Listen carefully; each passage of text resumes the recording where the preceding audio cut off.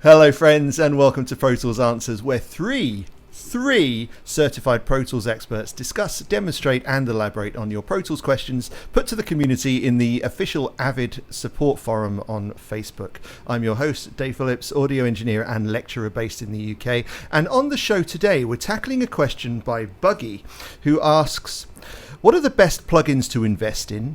And with detailed explanations, please. Well, we are nothing if not detailed. So, what we thought we'd do is we throw our hat into the ring. We're going to discuss a number of our favourite plugins each. And thus, the title of today's show is What Are the Best Plugins to Invest in? I know, creative, right? And helping me to answer Buggie's question are two men who put the PERT in expert. Mr. Anders Motz from Tonkraft Work in Austria. Hello. And audio curriculum manager for Avid in Tokyo. What's up, Andy? What's up? My favourite advert ever. I'm so glad you did that. So before we go on, I want to say a thank you to our new subscribers and a massive thank you and welcome to our new Patreons. We woke up to both this morning. I mean, not literally emails saying that we had new subscribers and Patreons. And we just want to say that you guys made us incredibly happy and thank you so much for your support. And we're so happy that Anders, using his perfect English and perfect pitch, is going to sing us a song. Anders, take it away.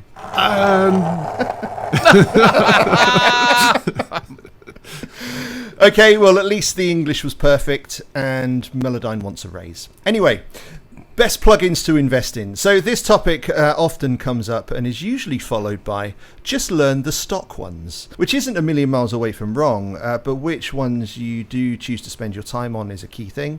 People always dismiss the stock plugins, and the purchased ones do tend to have a little bit more benefit than doing just what they say on the tin.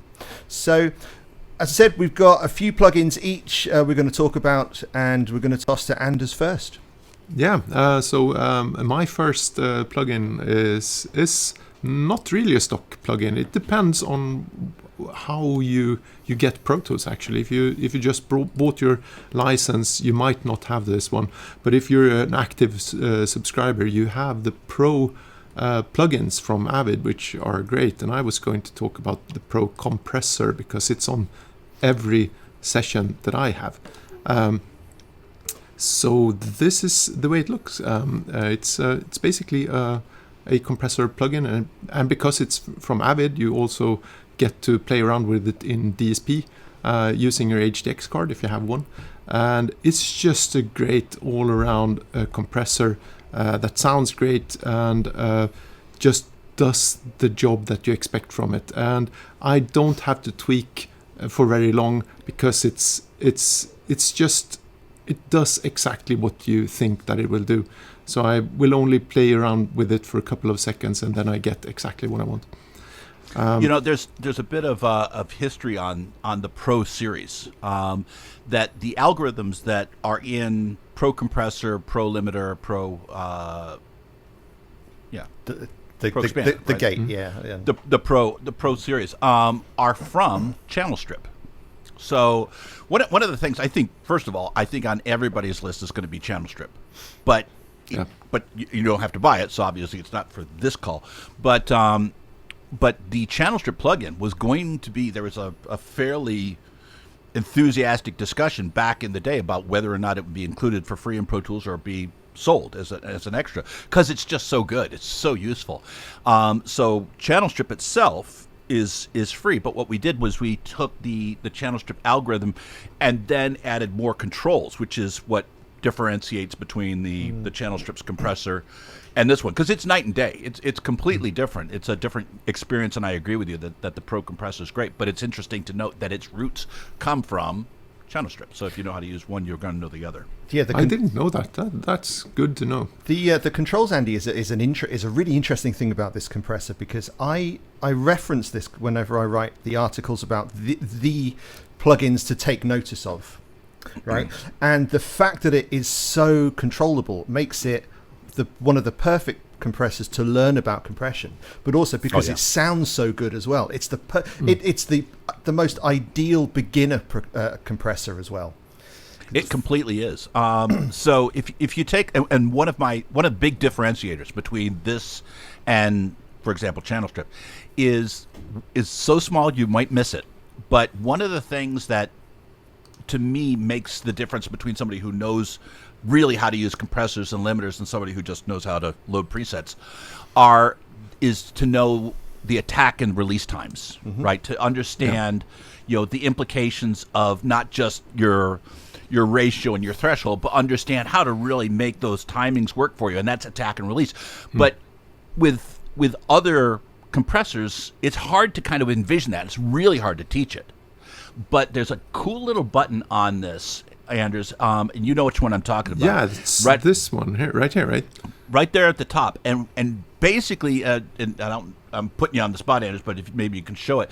But what happens is when you click that speaker icon, what you'll hear out of your speakers is not what's being compressed. It's not the normal output. It's what's being attenuated. So if you want to kind of flip the signal and hear what's being lost so that you know what that compressor is cutting out, it's a fantastic way to kind of start to really get a sense of how those parameters affect what is actually being attenuated. Okay, so if I play some signal here, this is just a little kick here, right? And if I turn on the speakers here, you might barely hear it.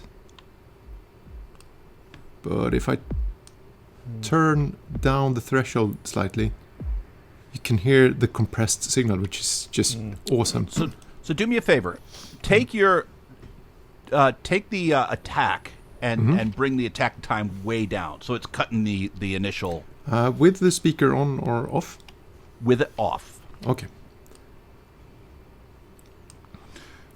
All the way down. Yeah. Okay.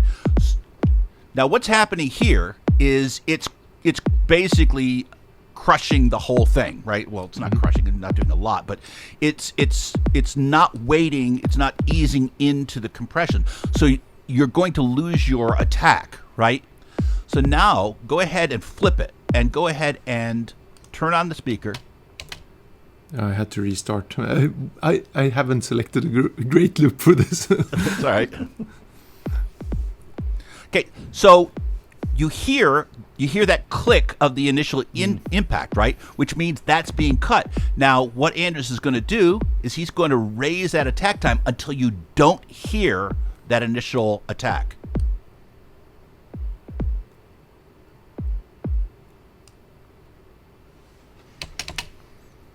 I think this is about right, but it's a very fast playing kick, so I might have to play with the release here, right? That's a really nice way of honing in on exactly getting just the right there you go. attack time. So you're not hearing that clicky sound, right? Which means that click is getting out, right? It's going once I turn that speaker off. Yeah. So let me turn that speaker off and listen to it. The signal coming through now. See, there you go. You're getting the attenuation, but you also get the pop. And that's something that's really, it's not just when you're learning it, but even professionals have a hard time getting that magic number. And that one feature, that one control, maybe more than almost any other, really makes the Pro Series. And the Pro Limiter has it. All the Pro Series have the same kind of feature. It's super, super useful. Great plugin. I highly recommend it. You know, I'm sitting here looking at this thing and thinking there's so much we can talk about just this one compressor. The parallel compression on it is fantastic. The flexibility with the knee control and the side chaining. And this is also a button the depth button, which not every plugin or every compressor does have. I don't think I've seen that. I don't think I've seen like a limiter on the amount of compression on any plugin. Oh, there's a couple out there, but this is it's not a standard thing. That's for sure. It's so freaking good. That plugin is so freaking good, and it sounds nice as well. It's really nice and transparent. It's fantastic plugin to learn with. Yep, And as you say, it's to learn. You really get the visual feedback, and you instantly hear, and you can dial it in so quick. Yeah, and it's not particularly expensive. I think it's about $100 to buy. Yeah, anyway. if you're not an active subscriber, I'll just check it out on the website now. It's hard. Yeah, it's harder to find them individually, but it comes free as part of the subscription model, not the perpetual, which is a shame. But it comes as part of the subscription. Okay. Yeah. Okay. So who's next? Right, I can jump in. I want to talk about PSP. PSP audio plugins have been around for a long time. They kind of sit in the same category as Sony Oxford for me. They've been around for a very long time. They produce some fantastic stuff, but they kind of get pushed by the wayside in favor of a lot of the more modern plugins because they're not generally as pretty. But they sound fantastic, so unbelievably usable, not particularly expensive either. And I'll talk about two of them. First of which is PSP Neon, which is my go-to plugin. It's all over my mixes. We've got essentially an 8-band EQ, 6-band with 2 filters. Incredibly versatile. It does mid-side EQ as well, and it's got built-in analyzer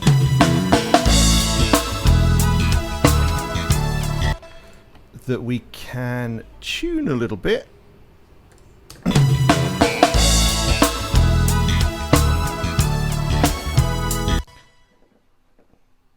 And we can change the speed of the response time as well if you want to see a little bit things a little bit more averaged. So the RTA on it is not as pretty as something like FabFilter, which is what a lot of people tend to go for. I see anyway. But this one's just a lovely sounding plugin. It's got 3 versions of it as well. The high resolution plugin is particularly particularly powerful for keeping all of the phase in check. We can't use it on plugins. It just introduces too much delay for Pro Tools to be able to handle. So we've got a basic mix plugin which doesn't introduce very much. The standard plugin, which I tend to use a majority of the time, that keeps everything in phase really nicely. And it also has some an oversampling mode, which gives it a slight kind of analog rounding to the edges, which is nice. And it's a wonderful plugin to use. I can use my mouse to increase or decrease the resolution, see how much I'm actually adding and cutting. And the default on it is really nice because I like to think of this plugin as making me think about how much I'm boosting and cutting, because the default resolution is quite tight. If I need to push something, I need to push it. It does, I'm making a what is it? Something like a 1 dB boost there, but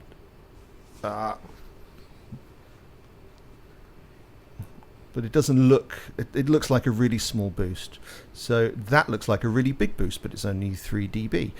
So it makes me think about how much I'm EQing. And you also noticed some of my filters changing with my Magic Mouse. One of the other features of this plugin I like is the shortcuts that you can apply to it. Now I think we were talking about shortcuts with EQ3 a few weeks ago, weren't we? And there are a couple of options with EQ3, but I think that this EQ goes just that little bit further. So I can hold down the Shift key and I can change my bandwidth. I can hold down the Alt key and that locks the frequency. And I can use the Command key to focus in on just that particular frequency and listen to that.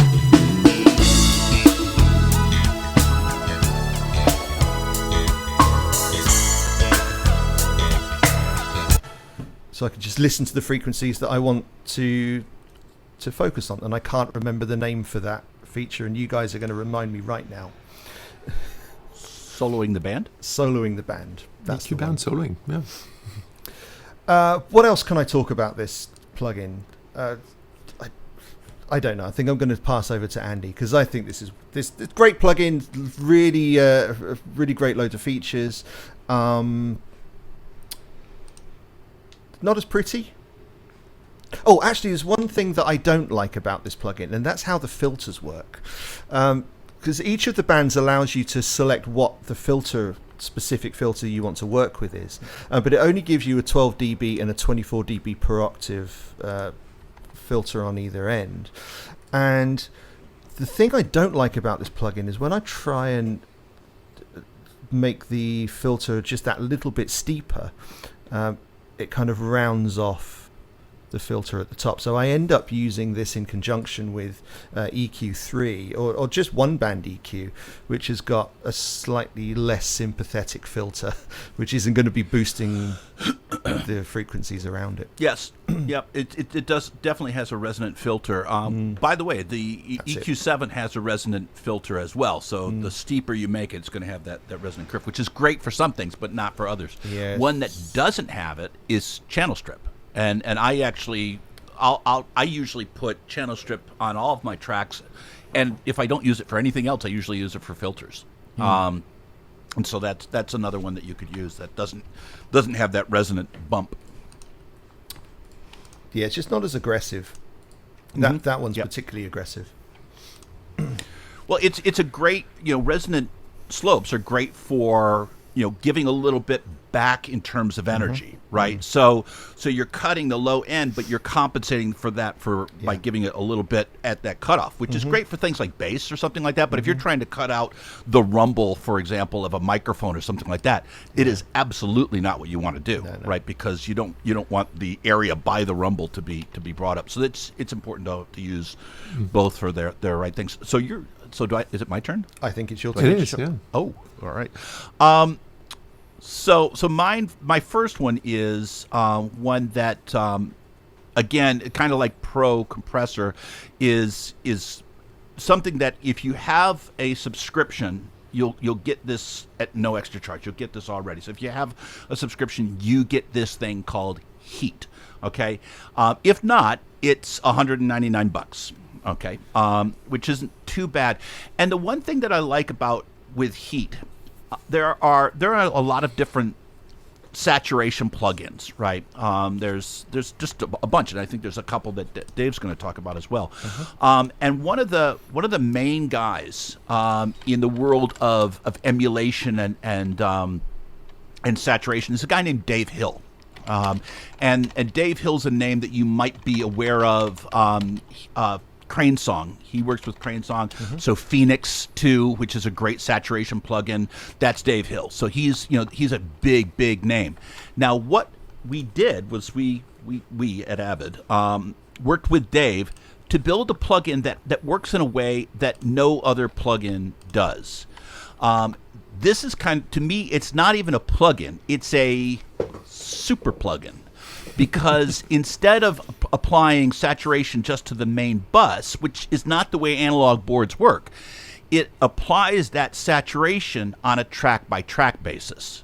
And I'll be honest, I don't know what this is going to sound like, but I'm hoping it's going to sound great. I'm sure it will.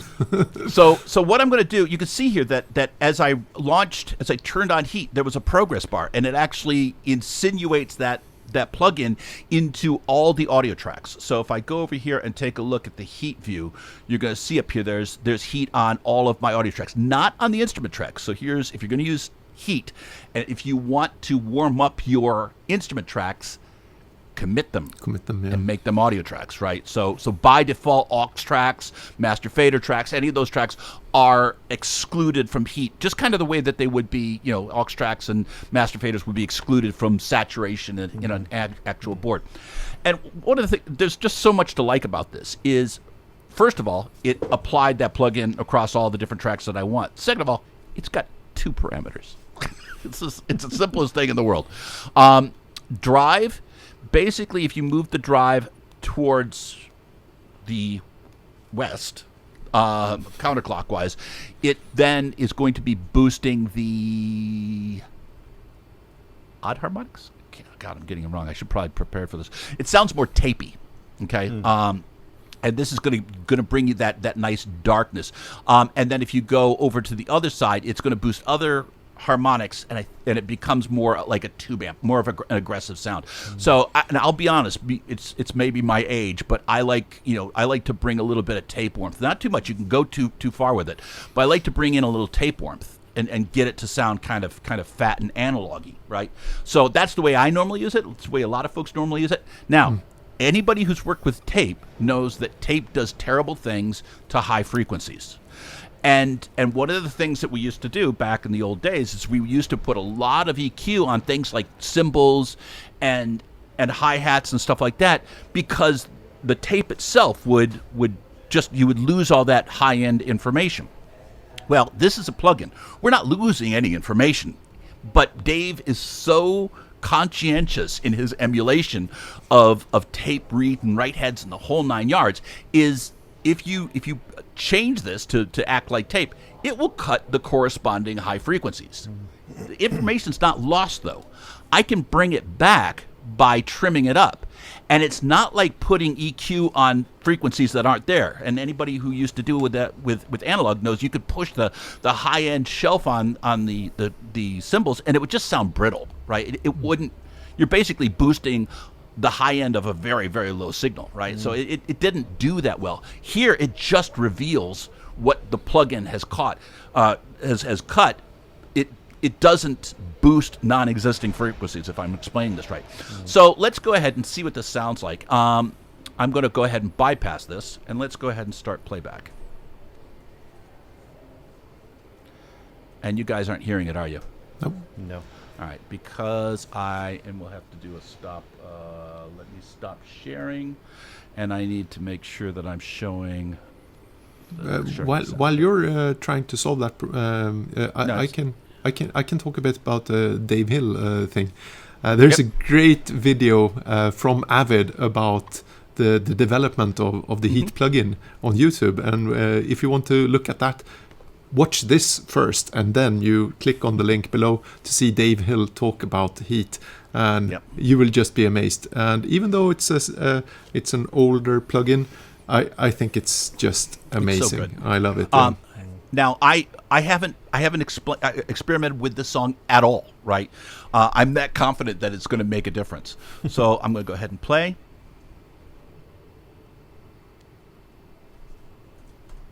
Come on.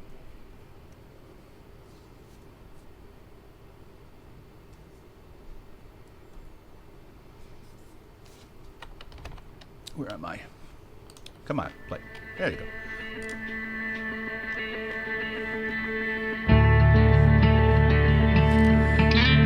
You guys are hearing that, right?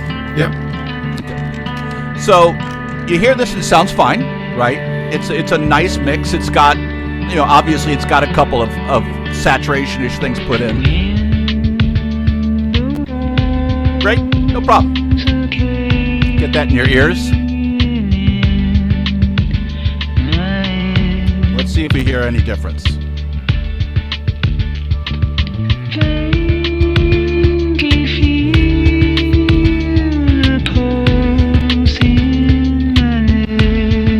Okay, I don't know about you. I actually got a chill. Yeah. Right, and it's the cool thing about it is it doesn't get louder. It just saturates. And here's the other thing that I love about this is you can change this to a pre or post insert saturation. But more importantly than that, you can bypass saturation on the tracks that you want. And this goes back to kind of the old way we mixed. Tape and low frequencies are not friends, right? And one of the things about tape that we couldn't wait to get away from was the fact that your kick and your bass and all those low frequencies can get muddy real super quick. So what I'll do, if I want to bring up the kick without having it really, really spread, just on the kick track, just bypass heat. And now I have the best of analog on the tracks that I want.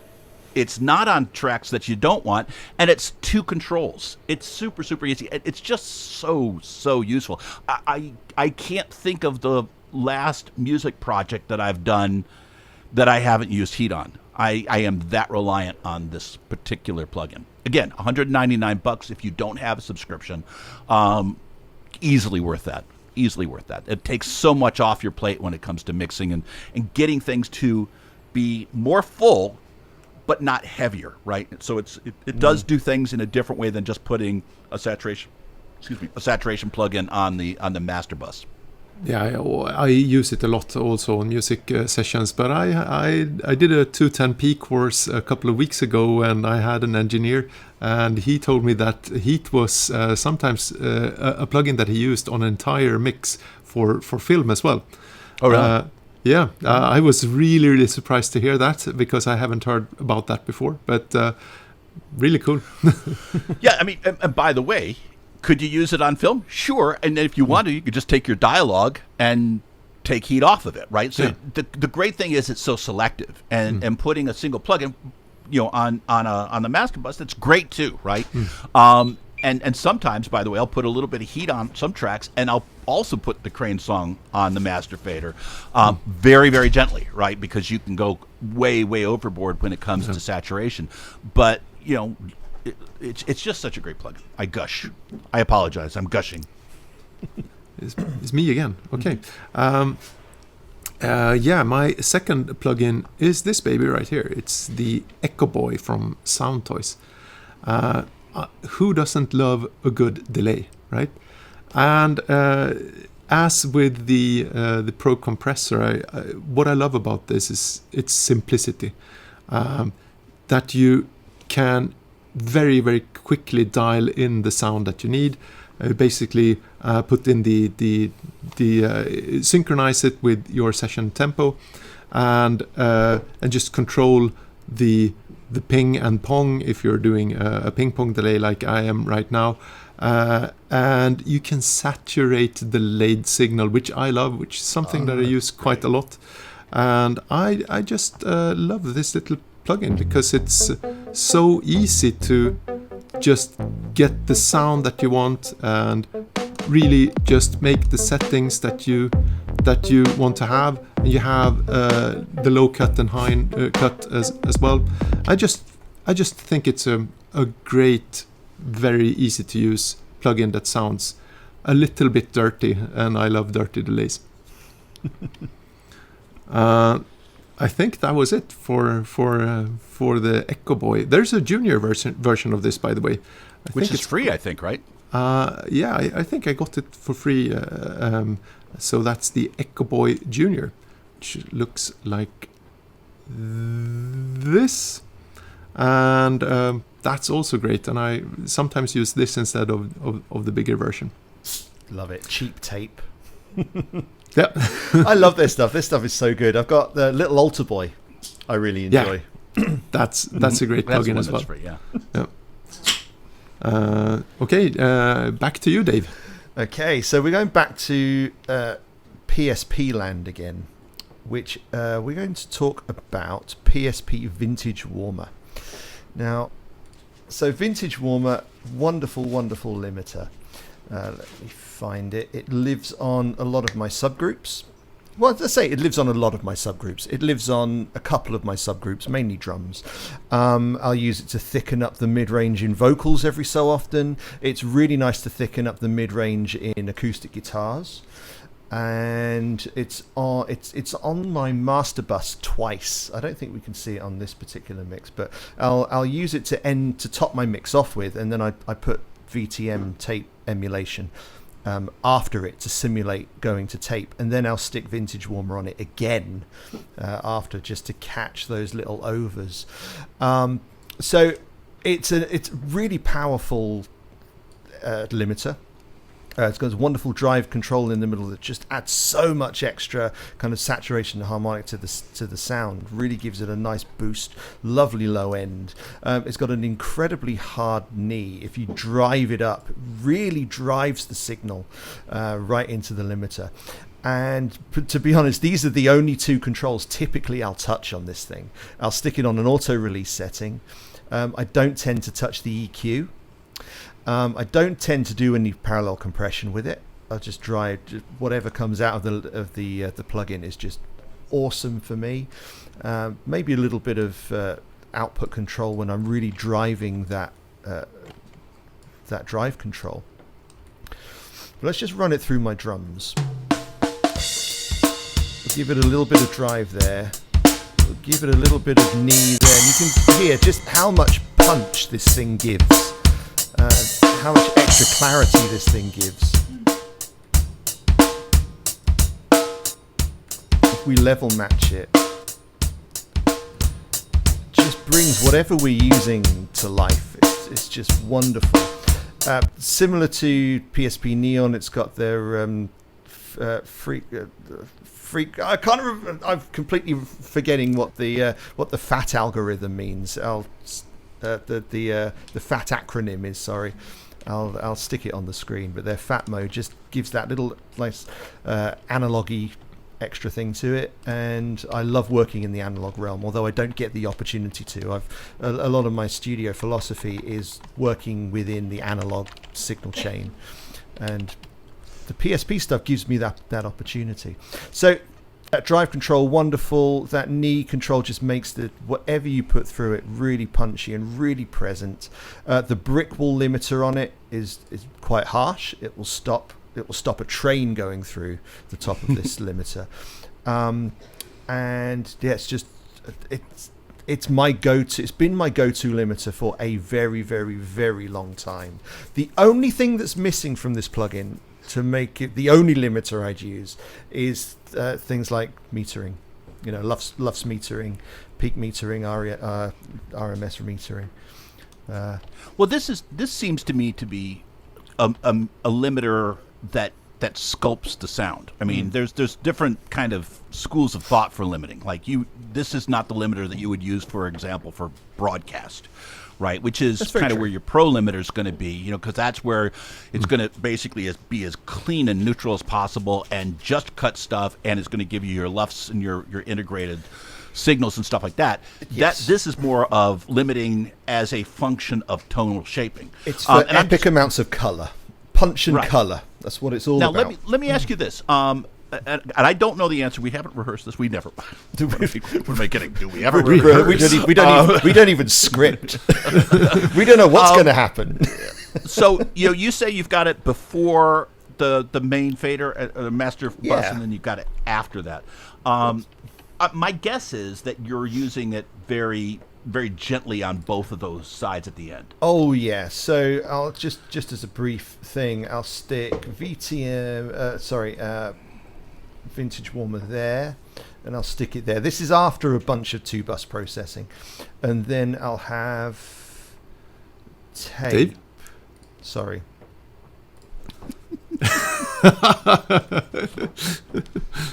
There you go. I hate you guys so much. Right You now. should just have an alarm or something that goes off on his computer. So this limiter here is essentially the end of my 2-bus processing. Right. So that's where some of the extra color, some of the extra stuff is going to be brought. And then VTM, this is essentially as if I'm mastering 2 tape. So we'll stick it on 2-track setting, as if I'm mastering 2 tape, bouncing 2 tape. And then because this gives a little bit of extra kind of boost to the harmonics anyway, I'll just use the brick wall on this with pretty much nothing else going on, just to make sure that the VTM isn't going to be pushing the signal over 0 dB as it is at the moment. You're not surprising me on any of this stuff. I've always found that as you go further and further down the signal chain, you want to be gentler and gentler with saturation. Because if you keep on adding saturation, then throw a ton of it on the end, you just can get a big sonic mess, right? And that's kind of you have to be very careful of some plugins, right? Compression, I think you have to be careful of. It's easy to overdo it. I think anything that changes harmonics, which saturation obviously is key among those, just be very, very careful about how much you're putting where, because it doesn't add up. It multiplies. Right? So you're doing exactly what I thought you did. That's really well put, Andy.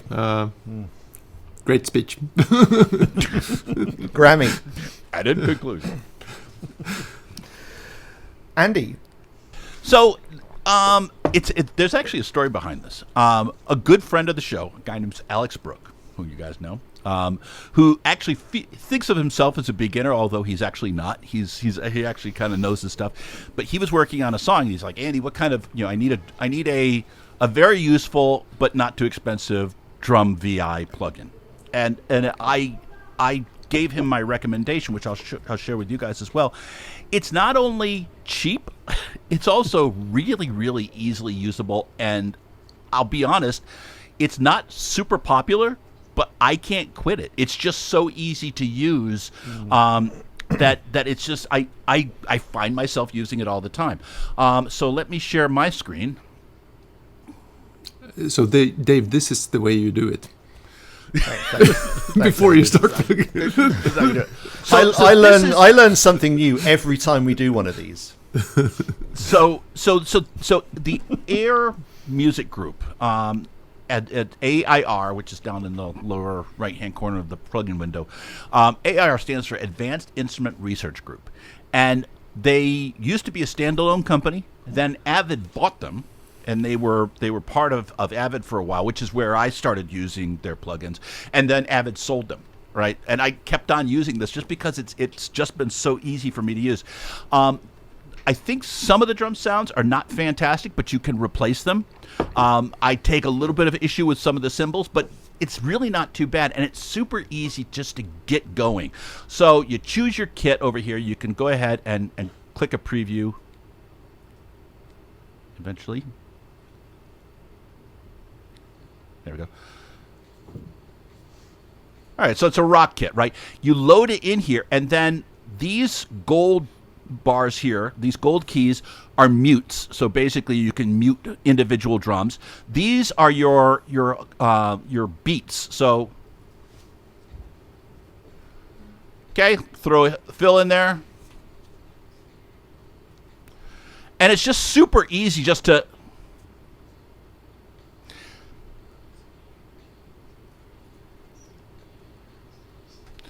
So it's super easy just to kind of get something going, but you can go deep into it. If you go into styles, you can go and choose the velocity, intensity, and the complexity of each individual track. And what I like about this is that you communicate with this plugin in much the same way that you communicate with a live drummer. Like, so I want you to play harder on the snare. What Great. insults?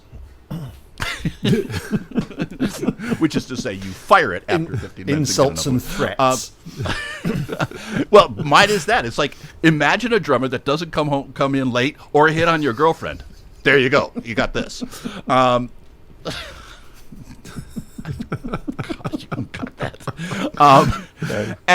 But so, for example, if you wanted if you want your drums to be busier with the snare, but simpler on the kick, you could do that right here, and you could. It's not just playing back loops. It's playing back performances depending upon your particular setup. It gets better, and this is the one that always kills me. Is, let's say that I want to use some other virtual instrument. I'm using this for my creation. So what I'm going to do is I'm going to go to MIDI down here. I'm going to hit the record button, and I'll go ahead and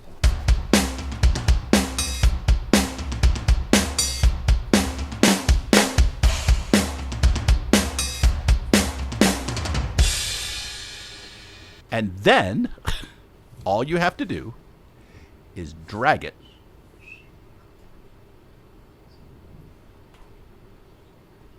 and you've got that MIDI clip of the drums that you just played. And then you can go in there and you can mess around with it, and you can tweak it to be whatever you want, or have a completely different instrument or instruments playing that drum. So it's even if you're not going to use the sounds, and the sounds are completely usable, but even if you aren't going to, or if you're going to replace it, or you're going to layer it or whatever, you can do it super easily by doing the MIDI export. It's also a AOS instrument, so it has multiple outputs, auxiliary output stems, so you can send the outputs of all these individual elements to individual aux tracks in your session and mix them just like like a live drum. By the way, that's not hugely surprising for a drum plugin. Most of them have that, but this is one of those things that this does. It's not, like I said, there's a lot of people who love other ones, and I completely get it. It's just, for me, this is, I think it's like $100. And it's super easy to get a scratch track open, and then once you get done with it, you can play around with it. You can export whatever you want to MIDI. You can export it to audio if you wanted to, although I never do. But yeah, I find myself just using it, and it's amazing how many final mixes this actually works its way onto. It seems incredibly versatile. Two questions. What does the MIDI clip look like that you exported, that you dragged out? Oh, I can show it to you. So I'm going to pop that down. Come on. There you go. So what it looks like, let's go ahead here. There, can you see it? Looks great, man. So this is what it is. So it's pulling out the performance. Yeah. Awesome. And the cool thing is that it's not, it starts on the grid. Obviously, you can see the first note there. But that feel, whatever the feel that's associated with that, it will be preserved. So it's not just everything on the grid. This is actually the timing of the beat. So if I was to have another instrument play this, it would be the same timing. I think Johanni was talking about the similar feature for Logic when we did our Logic episode.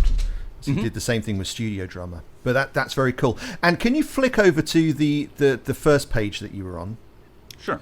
Your main page. That's the one. The style page. My mistake. That little timing slider gives me feels, because that looks like it's going to introduce some groove to me. Yeah, so there's two, you have a good eye. So you've got the offset, and the offset is basically going to, if you want the snare to play ahead of the beat or behind the beat, you take the timing offset, and it keeps that same, so if I want the snare to be more aggressive, I can change the offset. What the timing is going to do is how random do you want the timing to be? So you can tighten it up, or you can loosen it up. I mean, depending upon it gives you basically variations in timing within the groove, right? So it's not like going to be all over the road. Basically, if you want it to be a really tight funk groove, then you would leave it basically here. But if you wanted to take that timing down, sorry, I went the opposite direction. So if you take the timing down all the way to 0, and you can get the value over here, then it's going to be as loose as that patch will allow, right? And it's just, it's again these are nuanced controls, but that's the kind of direction you would give a drummer, right? You for sure, you would say, hey, like loosen it up a bit. Great. So do you want to loosen it up on all of them? You could do that, or you could just loosen it up on the kick. Let's see or on the snare. Let's see if I can't get something to play right. So I'm not in love with that. There we go. So you got your basic beat. Now you can hear the kick drum has 8th notes in there, right? Now I've added a little bit busier. Now it's a little simpler, right? But it's not anything. It's not a big thing. So I can take this. Now you're hearing a little bit more ghosting with the. And now if I go over here. See, it bugs me a little bit. There, that's a little bit more my speed. See, I like looseness. Well, this is still loose. It's not 100%. It's 50%, right? So if that's very snappy. That's very snappy. This it makes my teeth hurt a little bit, but you get the idea, and it's just easy to use. And by the way, you can trigger individual notes as well with these blue ones. It's just super easy to use. It's fun to use, right? My friend Alex, he got it yesterday, right? And he's still playing with it right now. I guarantee you, he's still playing with it, and his girlfriend is thinking about leaving him because he clearly he loves this plugin. Do you know if the samples are significantly processed, or are they quite raw? Because they sound pretty good.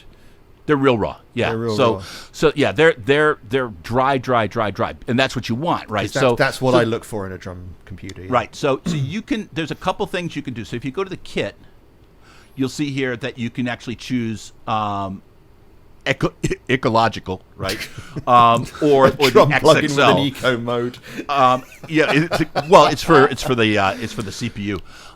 So you can choose like from smaller to larger samples. But what you're hearing in terms of processing is over here in the mix page, and you're hearing a little bit of compressor and a little bit of EQ.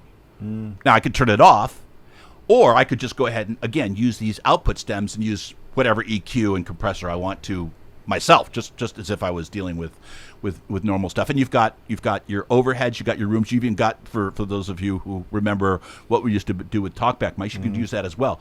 So you've got these ambiances that you can use or not, right? And it's just really, really fun to use. Hey. Awesome stuff. That just looks like an amazing plugin. I use Superior. I'm a Superior guy, Tune Track Superior, but because I like those raw samples, I like to work with it as if it was a real drum kit. But that looks phenomenal. I think I might. And you can take the samples. You can. I don't know if you saw it, but above it there was a little file.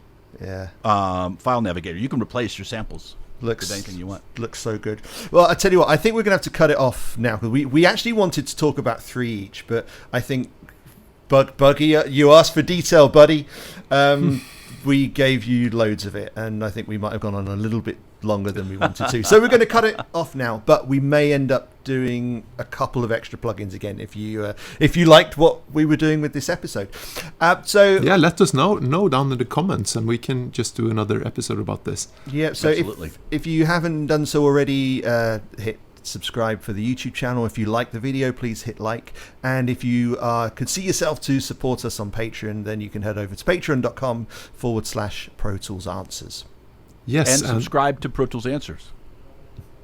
Of course, yeah, and thank you very much for our new patrons, Mike, Matthew, and Gregor. Thank you very much for your support. Yeah, thanks very much, guys. You made us very happy today. So all leaves me to say is thank you very much to Anders.